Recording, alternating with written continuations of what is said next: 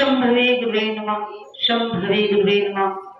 मैं अपने गुरुदेव महादेव के चरणों में नमन करती हूँ। मेरा नमन स्वीकार हो।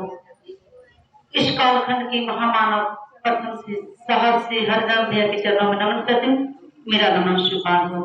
शक्ति स्वरूपा दीदी माँ के चरणों में नमन करती हूँ। मेरा नमन स्वीकार हो। अदृश्य सत्ता को मैं नमन करती हूँ। मेरा नमन स्वीकार हो। नमन हो इस धरती स्थल का जो हम लोग अपने गुरु के चरणों में समर्पित हो। तमाम गुरु भाई गुरु बहन के चरणों में नमन करते हुए नमन स्वीकार हो। मंच महादेव तरफ से गुरु चर्चा का आदेश मिला है। गुरु के चरणों में लेकर समर्पित आए हम लोग अपने गुरु के बारे में गप करें, क्योंकि साहब दिए हैं गप करने का।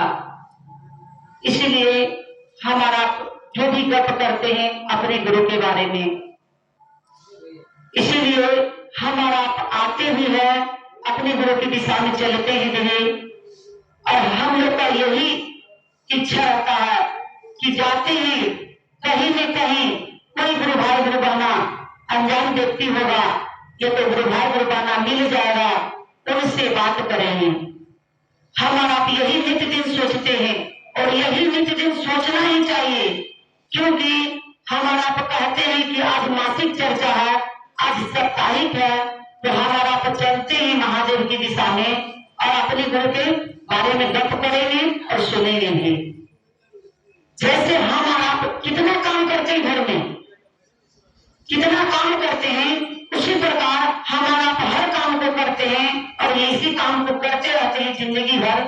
सोचकर यही रहते हैं कि हम अपने परिवार के बारे में जीते हैं, हम अपने बेटे के बारे में सोचते हैं, हम अपने पति के बारे में सोचते हैं, हम अपने घर मकान के बारे में सोचते हैं। एक बार भाई बहना अपने गुरु के बारे में सोचे, एक बार भी अपने गुरु के बारे में सोचेंगे तभी मेरा आपका जीवन सार्थक होगा। नहीं तो हमारा जितना भी काम करते हैं, साहब कहे हैं जो करते हैं वही बात सबको बताने के लिए, अपने जो आप समझे हैं उसी बात को बताना है। ऐसा नहीं कि हम कुछ और करेंगे और बताएंगे कुछ और। यानी मन के ऊपर चलना है, मन के ऊपर चलिएगा तो भटकिएगा। अपने साहब के बारे में आप जो साहब दीदी दी है रास्ता, उसी रास्ता पर हमारा चलेंगे। कहा जाता है भाई बहन, हमारा पूजा करने कहां से कहां पहुंच जाते हैं, उसमें क्या कुछ नहीं लगता है, बहुत कुछ लगता है। हमको आपको समर्थ भी रहना चाहिए और बहुत कुछ लगता है, ऐसा भी होना चाहिए और स्वस्थ भी रहना चाहिए, तभी हमारा पूजा कर पाते हैं। और यहाँ सरल रास्ता है भाई बहना। अभी भैया बता रहे थे ना कि पापड़ हमारे साहब बेल कर दे दिए, खाली छाकिए और खाइए। यही बात को हमको आपको सोचना चाहिए कि हमारा आते हैं किनकी दिशा में चलते हैं, साहब की बात पर चलते हैं। तो वही साहब की बात पर हमारा तो जाते हैं बाबा धाम, कहते हैं कि जब उठाते हैं कावड़ उठाते हैं और कहाँ जा रहे हैं, तो कोई नहीं कहते हैं कि देवघर जा रहे हैं, हम लोग कहते हैं कि बाबा धाम जा रहे हैं। कहते हैं कि नहीं कहते? और हमारा कितना कुछ सोच कर जाते हैं कि उस परमात्मा को एक लोटा जल चढ़ाएंगे और बहुत कुछ मांग लेंगे, और उस परमात्मा हमको आपको देते भी हैं, नहीं देते हैं। तो हम आप जाते हैं उस परमात्मा के, लेकिन ये कोई भी नहीं सोचते हैं कि हमारे महादेव प्यासे हैं तो उनको प्यास बुझाएंगे।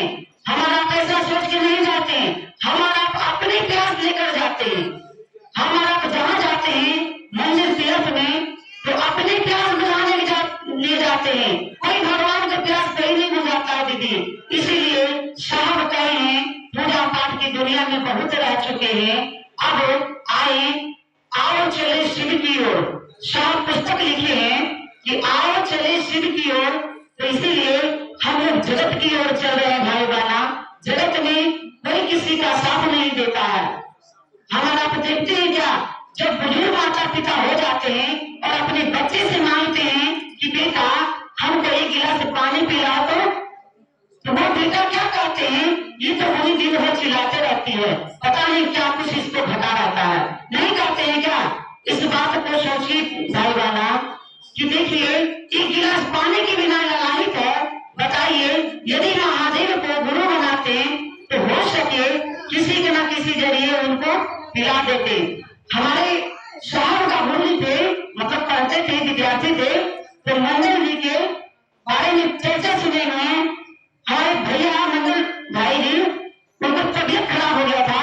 तो साहब पूछे थे आपका तबियत खराब हो गया मंदिर जी, तो क्या कीजिएगा?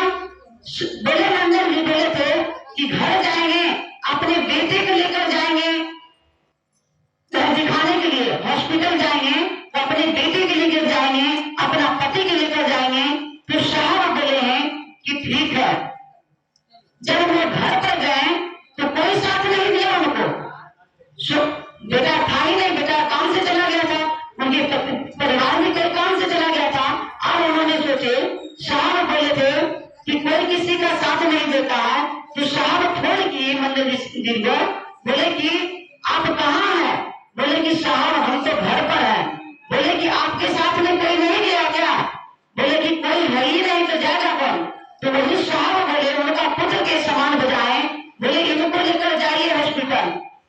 तो साहब के बाने को याद आया, बोले साहब मंदिर जी भैया बोले थे कि किसी को कोई साथ नहीं देता है, सब देने वाला है तो केवल महादेव है। इसीलिए महादेव के आश्रय में जाइए दीदी, तो आपको हर चीज दिलाएंगे, हर चीज जो आप चाहेंगे मिलेगा। लेकिन केवल बशर्ते हमको और आपको साहब की दिशा में चलना पड़ेगा। तब ऐसा नहीं कि हम आपको दे देते हैं 3 सूत्र के बारे में साहब समझा दिए हैं, तो हम आपको क्या करते हैं 3 सूत्र 3 सूत्र 3 सूत्र है क्या? 3 सूत्र कुछ भी नहीं है। हमको आपको समझ है ये 3 सूत्र। जिस दिन हम ये 3 सूत्र समझ जाएंगे उस दिन कोई सूत्र नहीं है। इसीलिए साहब कहे हैं केवल अपने गुरु से दया मांगिए, अपने गुरु से दया मांगिए। कहिए उनको, हे शिव आप मेरे गुरु हैं, मैं आपकी शिष्या हूँ।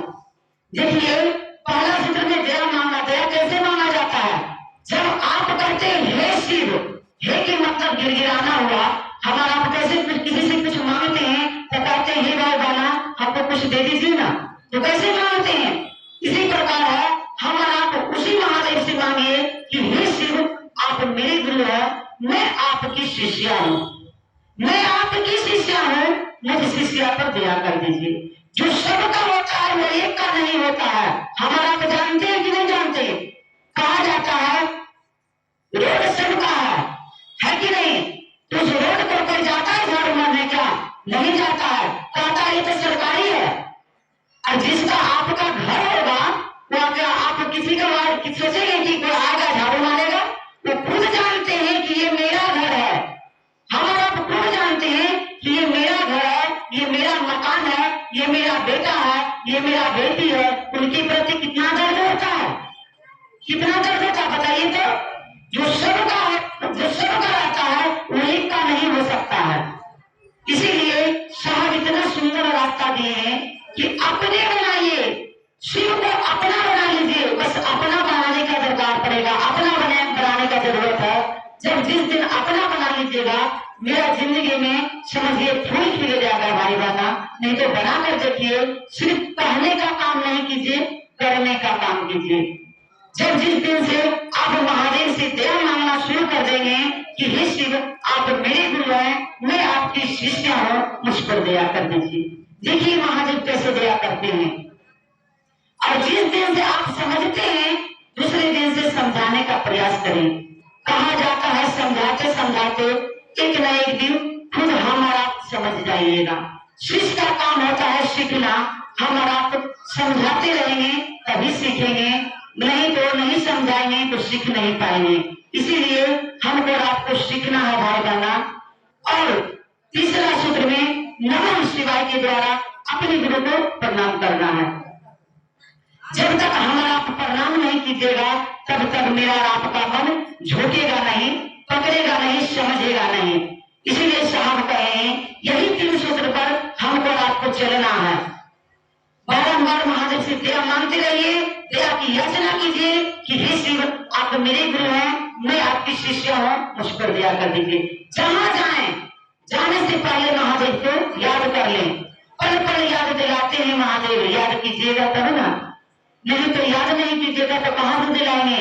इसलिए कहा जाते हैं, साहब कहते हैं कि कंगन, कंगन भी इसीलिए कहते हैं पहनने के लिए कि हो सकता है आपको याद नहीं आएगा तो कंगन भी याद दिला देंगे। इसीलिए तीन सूत्र दया के उल्टा याद है, दया के उल्टा याद है, याद करते रहे अपने गुरु को। तीन सूत्र पर खड़ा उतरे भाई बहना, मेरा और आपका जीवन सुंदर हो जाएगा, सुखमय हो जाएगा, शिवमय हो जाएगा। आए इसी अमृत वाणी के साथ अपनी वाणी को विराम देते हुए पूर्व से तमाम गुरु भाई बहना के चरणों में प्रणाम करती हूँ। मेरा प्रणाम स्वीकार हो।